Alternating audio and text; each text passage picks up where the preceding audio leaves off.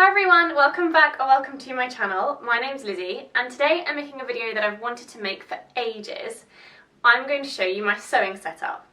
Now I live in a one-bedroom flat in London with my husband and so I don't have a dedicated sewing room. I love watching people's videos showing sewing room tours. That's quite difficult to say.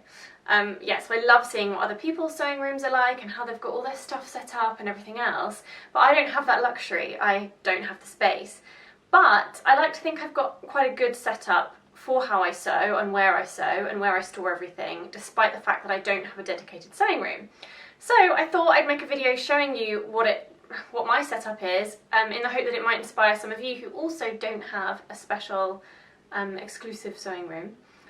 So yeah, I'll show you where everything is. Okay guys, so I'm currently in my living room. We have like a open plan kitchen living room space and a lot of my sewing stuff is stored in here. So I'm now going to show you what I have in here and where it's all stored. Okay guys, so this is my sort of the living room end of this room. You'll see that we've got balcony, sofa and everything over here, and then over on this side we've got these armchairs, and then this IKEA unit. I kind of think this might have been designed to be a bedroom piece of furniture, but we have it in here with our TV on top, and then we've got two sets of Billy bookcases either side, and it gives us a really good amount of storage space in this room.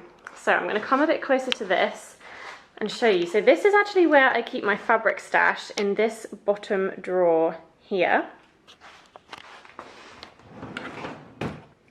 So this drawer is where I keep the majority of my essential sewing tools. So this is where the things are kept that I use like every single time I sew. For example, I've got this little tin, and this tin comes out every time I sew because it's got sort of the spool of thread that I've most recently been using. I've got chalk pens, a tape measure, my unpicker or seam ripper if you're in the US. So those are just some of my essentials. How sweet is this little tin, by the way?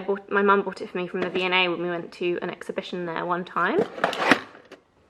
Then in this section here, so these are the really good like drawer organisers from IKEA. I absolutely swear by these things. It's just so good to keep your drawers like organised. And in here I've got my pins on a little wrist pin cushion that my best friend bought for me. I've got my needles in this needle case that my nanny made for me. I've got another pin cushion. I've got my bobbins all organised on this Prim bobbin organiser, which I just think is the best thing, and obviously they're organised by colour, which just makes me happy.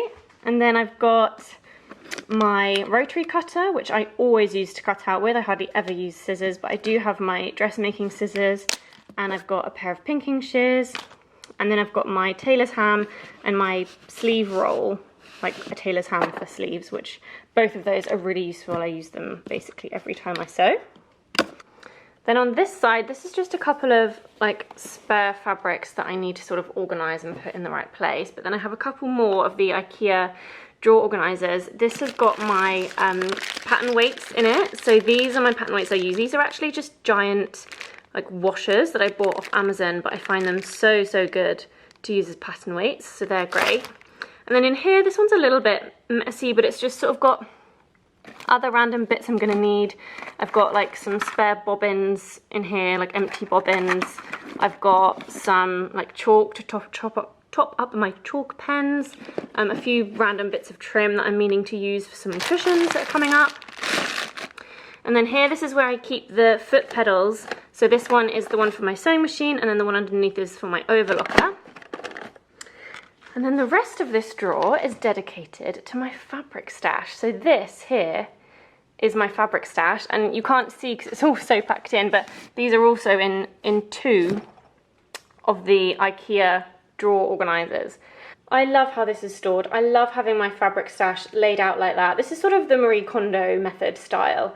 If any of you have read the Marie Kondo book, I mean, you'll know what I'm talking about. And if you haven't read it, please read it, because honestly, it sounds so dramatic, but it changed my life. I just love being able to see all my fabrics laid out. I guess I can give you a super quick run through of what's in my fabric stash. This one here is, I bought it from Mood in LA, and it's hopefully going to be like a smart little jacket. This I think is from Fabric Godmother, and it's like a navy blue, like a scuba stretch type fabric, which I'm hoping will become a smart little dress that I can wear for work.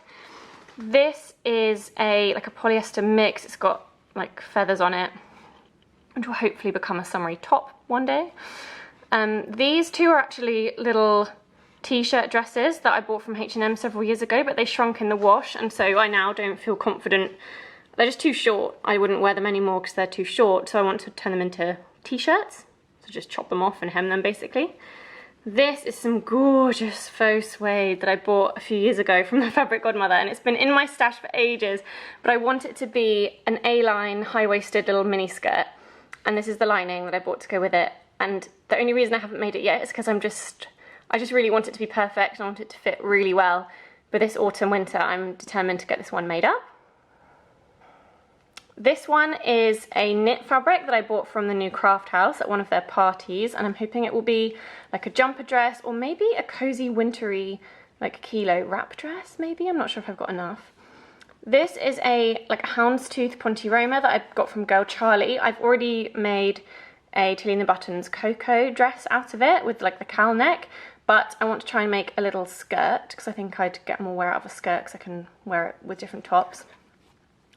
This is I can't remember what this is called. It's like the special type of tailor's interfacing or something that I bought for the Sew Over It coat. What was the name of the coat? I bought the online class to make one of the Sew Over It coats, and I still haven't finished it, but that's for that. That's the lining for that. This I bought from myfabrics.co.uk. It's a ribbed knit, and I'm hoping this will be a cozy winter like roll neck jumper. This is from Sew Me Sunshine. It's like a viscose linen effect type fabric, I think. I didn't manage to get that sewn up this summer, but I'm hoping it will be like a summery t-shirt or something.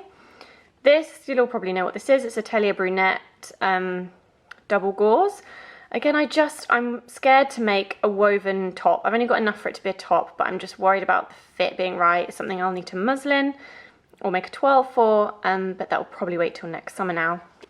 This is actually an old scarf that I want to upcycle into something because it's a really pretty like teal colour with these sort of brown feathers on it. This is either a twill or a drill, I'm not sure, but it's a nice dark green, and I got it from the Goldhawk Road, I forget which shop, but I'm hoping this will become, I'm not really sure, hopefully a pair of trousers, but I'm not sure if I have enough, so it might have to be shorts or a skirt.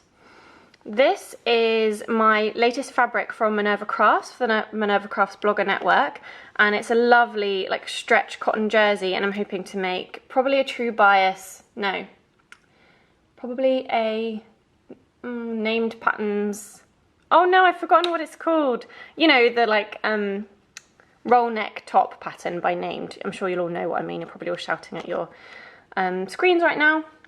And then this is oh gosh, I can't even remember where I got this from. Oh yes, I do. It's from the Goldhawk Road, and it's quite a thick, stretchy knit. Again, I'm hoping to make a cozy wintry jumper of some kind. This is leftovers from my pleated skirt that I made a couple of years ago. It's from Fabric Godmother. It's this lovely green pleated velvet. I'm not really sure what I want to make with it, but this is some leftovers, and I've got it here to remind myself to use it. Oh, and down the end here is where I keep my interfacing. So I kind of try and put it all back in the packet so it stays organised, but any that kind of doesn't belong in a packet anymore, I do sort of keep all together in another bag. But it's all sort of together so I can get it all out and work out what I need. So that is the majority of my sewing stuff in this big bottom drawer of this drawer unit here in my living room.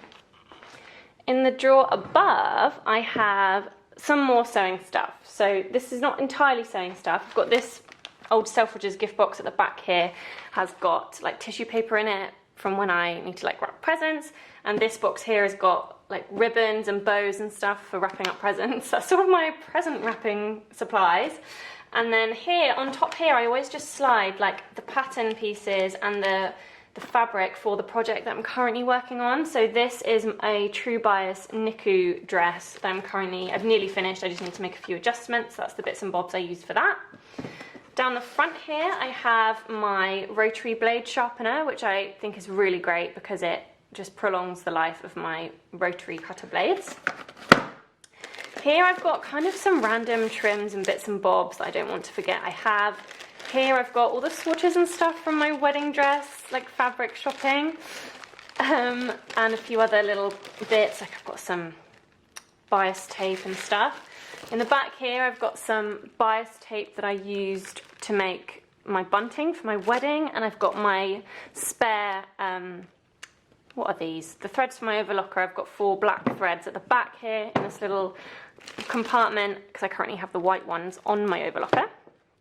In this little box I've got all my zips, which mostly I've bought for specific projects, so I don't really have just a stash of zips to grab from. Most of them are sort of specifically bought for, like, most of these I bought for cushions. One of these I bought for my tan, like, Faux Suede skirt, so they've all mostly spoken for. And then this box at the back here is where I keep, so these at the front are like swatches that I've ordered in the past from, mostly from Minerva Crafts, a couple from Funky Fabrics, but I think those are just really useful to have as reference points. It might be that I want to order these fabrics again in the future, or just have them as a point of reference to compare with other fabrics. And then in here, I've got pieces of fabric that they're scraps really, but they're too small to be like usable, but I thought they might be useful like for pockets, or I'm only keeping them nicest ones. Most scraps I do try and get rid of, but these I just thought, this is calico, so this will be useful for small parts of muslins, but I thought, and toiles, but these are just things I might find useful for like pockets and stuff. So that's that drawer. Then the only other drawer here that has anything to do with sewing in it is this drawer at the bottom on this side, because this drawer has my, it looks a bit messy when you look at it like that. So this is my paper cutter or guillotine that I use for trimming PDF pattern pieces. It's been quite a while since I've bought a brand new PDF pattern piece because I'm not a fan of the cutting out and sticking it all together process, but that's what I use when I do that. And then these are some spare extension leads that we have, and I always use at least one of these to plug in so that I can plug my sewing machine in at my dining table, and I also plug my iron into it. So I'll show you that process in a bit. So that's all the sewing stuff in this dresser. This is a Billy bookcase. I'm sure many of you have these in your homes from good old IKEA, and this bookcase sits literally just next to the dresser that I was just showing you, which is right here, literally here. And this is where I keep my sewing patterns and my sewing books as well. So these are my paper sewing patterns. So I can literally just slide this box off. This little storage box is from IKEA. It's just made of white cardboard, so I try not to touch it too much with like potentially dirty fingers because I don't want to mark it, but it was sort of cheap and cheerful. And sewing patterns fit perfectly in this. I love that they're all facing forward, so I can just like flick through to find the one that I want. And even my biggest sewing patterns, so patterns that come in the biggest packets, fit in here. So I've got a Nina Lee, I've got a couple of Tilly and the Buttons paper patterns, Megan Nielsen, so even the biggest ones fit, which is brilliant. So they just sit really nicely on here, and they're also then a little bit on display, which I like as well. Then next to those I've got my sewing books, so I've got the 2 Tilly and the Buttons books, of course. I've got actually a German book about quilting that my mother-in-law bought me. I have to say I've never done any quilting, but maybe one day I will use that. Then here I've got a book that I bought when I was making my wedding dress to try and teach me a bit more about fitting. So this is the complete photo guide to perfect fitting. And I've used it not loads, but I did find it really helpful when I was trying to work out fitting issues for my wedding dress. So it's definitely one I think I'll get a lot more use just into the future. It's got loads of like photos in it, so it makes it really easy to sort of follow the steps and learn what you need to know. And then this is my Famous Frocks, the Little Black Dress book, which one of my best friends from university bought for me as a birthday present, and it's absolutely lovely.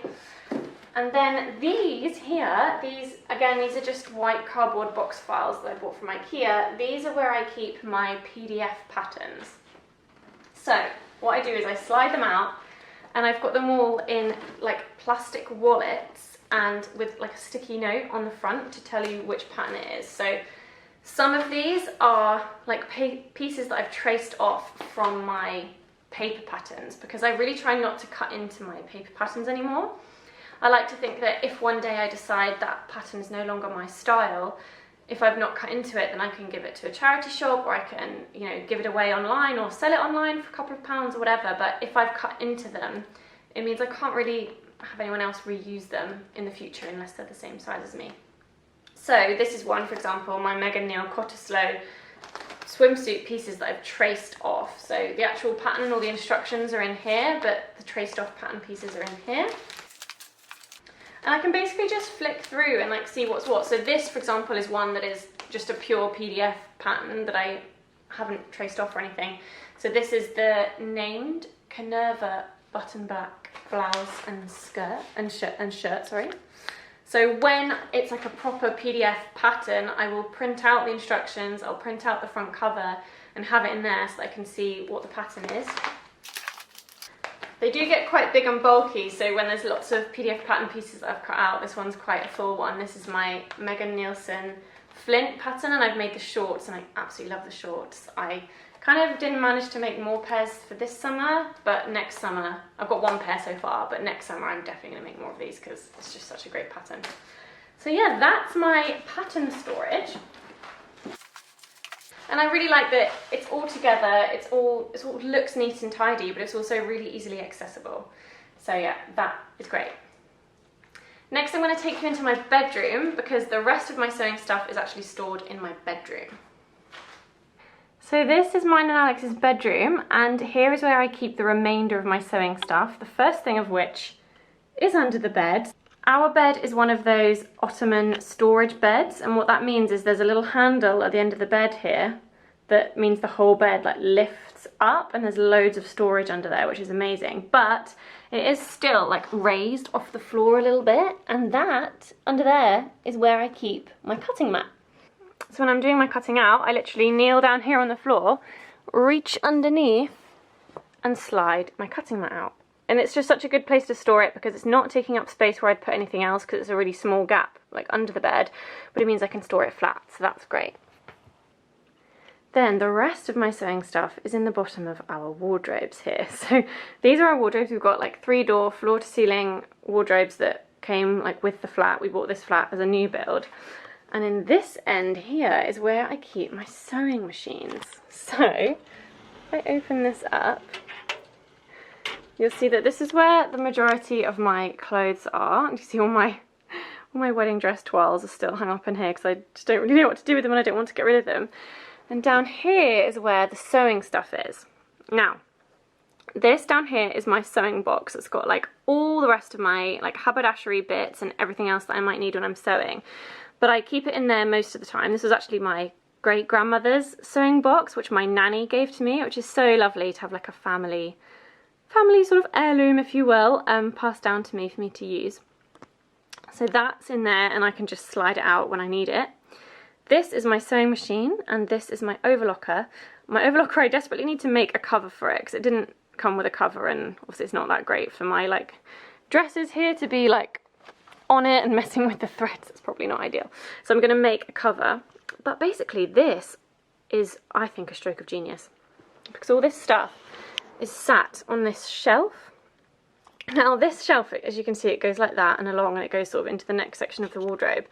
This was supposed to be a Billy bookcase extension.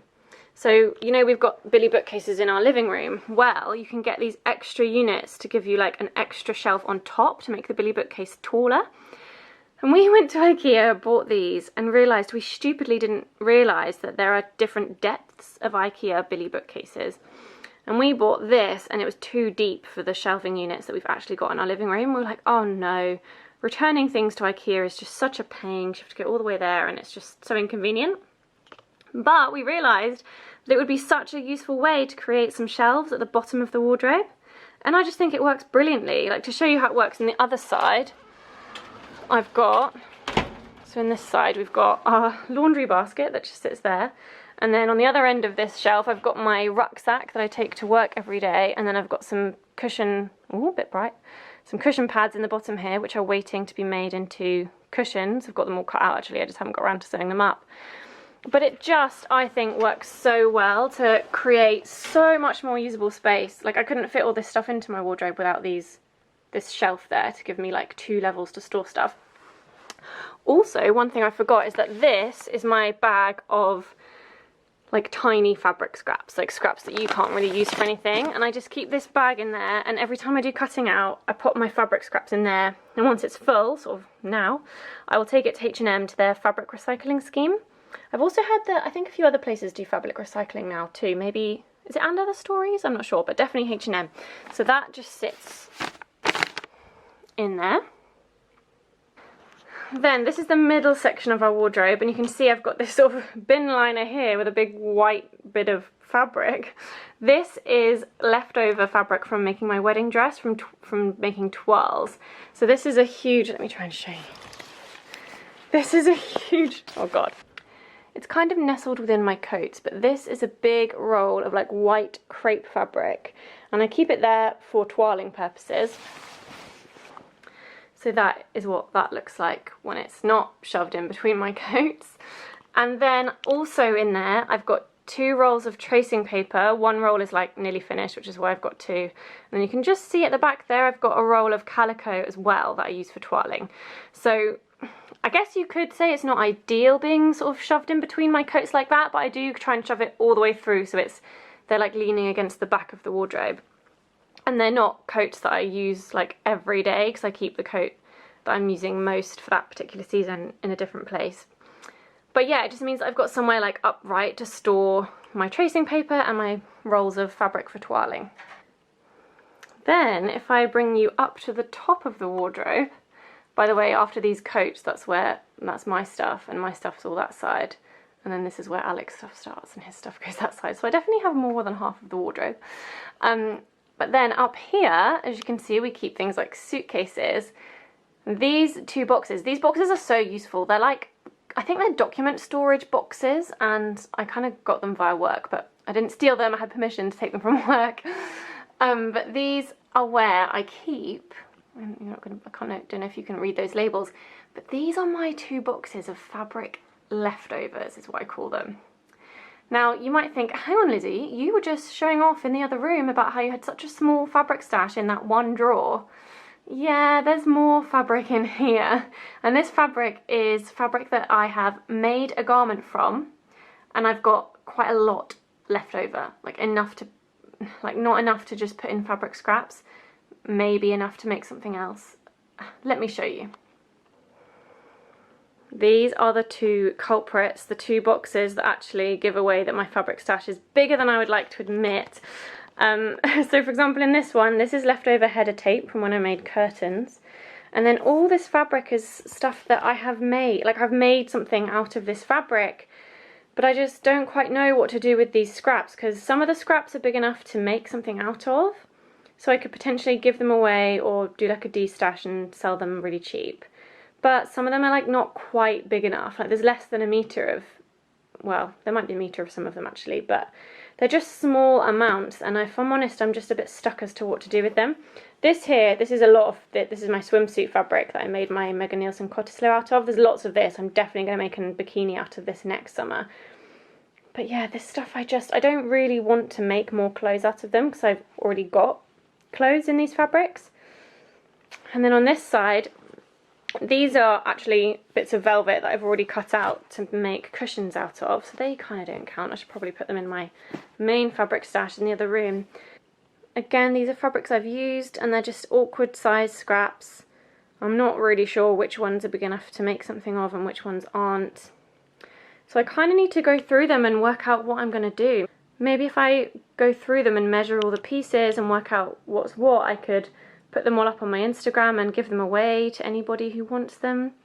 If you have any like ideas on this, please let me know in the comments, because I don't want any of this to go to waste, but also I'm not going to make anything out of most of this because I've used this fabric. So I just need to find out the best way to get it to a new home. I don't want it to just end up in landfill. I want it to at least be recycled, but some of these pieces of fabric are too big, I think, to just put in fabric recycling. So let me know what you guys do with your large scrap pieces, or if, you know, would any of you be interested in you know, paying postage but receiving for free some sort of, you know, like 1 meter size pieces of fabric.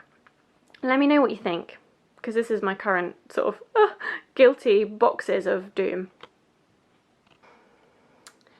I've now shown you all my sort of sewing related storage. You now know where all my sewing stuff is kept. But I feel like for you to really understand how this works for me, I need to show you what I do to set it all up. So I'm going to pop you in my living room on a tripod, and I'm going to put together a little time lapse showing you what it takes for me to actually set up my sewing space. Oh, my iron and ironing board, I won't show you that cupboard because it's a bit of a mess, but we do have a cupboard like where our washing machine and everything lives. My ironing board and iron are in there. So yeah, I'm going to show you how I set up my sewing space, and hopefully it will show you that it doesn't take very long. I know that some of us really struggle. I know I struggle sometimes thinking, oh, but if I'm going to sew, I need to set up my sewing stuff and I just can't be bothered. But actually it probably takes between 5 and 7 minutes. Probably 5 minutes. I bet I could do it in 5 minutes. So I'm going to film it, put it on a time lapse, and I'll report back on how long it takes me to set all my sewing stuff up. This is the table that I sew at. This is our dining table. So my kitchen is, as you can see, behind me, and our living room is like that way. This table actually extends, which makes it so good for cutting out fabric. And actually we chose this table specifically because I knew I'd need to sew on it. So it's just so useful that it extends. So let me show you how I set everything up.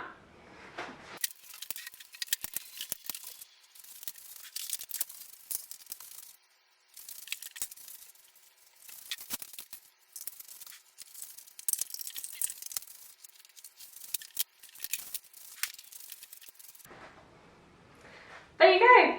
That's how long it took. I think I literally just had a quick look at my viewfinder, and I think that only took about 4 minutes, 3 minutes, 3 to 4 minutes.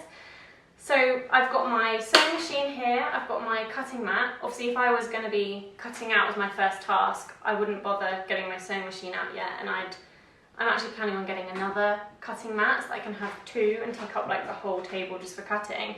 But next I'm going to be working on this, which I showed you earlier, my True Bias Niku dress. So I've got all the pieces for that there. I've got my sewing machine set up, I've got my scissors and pins and bits and bobs, everything that I'm going to need, pattern weights just in case. I've set up my iron with my tailor's hand, my ironing board, and it all runs down just to a little extension lead here that plugs into the wall at this side. So this is it, this is me, this is where I sew, this is my sewing setup. It might not be as glamorous as having a dedicated sewing room, and it might not be sort of Instagrammable. I don't have one of those amazing pegboards that I would love to have one day. But this works for me really well. I'm right next to the fridge, so sewing snacks are like right there. I really like that I can set up my sewing machine here. If I need to, I can have my sewing machine off my cutting mat and have my cutting mat at the other end, so I can have the other end as like pure cutting out, laying out and pinning area. But I tend to keep my sewing machine on the mat when I can, just to protect the table. And my ironing board is right here, so imagine I'm sewing, I need to press my seams, I literally stand up and I walk around to my ironing board right here, and this is where I iron things. So it's actually a pretty practical setup. Also, don't get me wrong, I would love to have a dedicated sewing room one day, but it's more social this way. I think I'd find it a bit lonely if I sort of sewed on my own, shut away in a separate room all the time, because I wouldn't see much of my husband. Whereas here, even though of course it's not ideal to have a noisy sewing machine if he's trying to watch TV or something, but I'm sat here in the kitchen looking out at the living room. My husband can be sat here chatting to me or doing his own thing on the sofa, or maybe we've got something on the background on TV that we're both like half watching or whatever, but it means that I can be with him while I'm sewing and I don't have to be shut away all on my own. Also, my husband is very nice, and sometimes, like if I sew one evening after work and I know I'm going to want to sew the next evening after work as well, he's very good and lets me leave my sewing stuff set up sometimes. So if I know there's going to be 2 sewing sessions in relatively quick succession, he'll let me just leave the stuff out and I'll just sort of keep it tidy, and yeah. So it's great, it works really well for me and I'm really happy with it. I hope that some of you have found this video inspirational and that you're maybe not feeling so sad about the fact that you also might not have your own sewing room. And yeah, I hope I've yeah, giving you a little bit of inspiration for how you might be able to store some of your sewing stuff, and showing you that actually setting up a sewing space from scratch can literally take less than 5 minutes, and yeah, so it really doesn't have to stop you from sewing as regularly as you would like to. Thanks ever so much for watching. Let me know in the comments if you've got any feedback on this video, and I'll see you next time. Bye!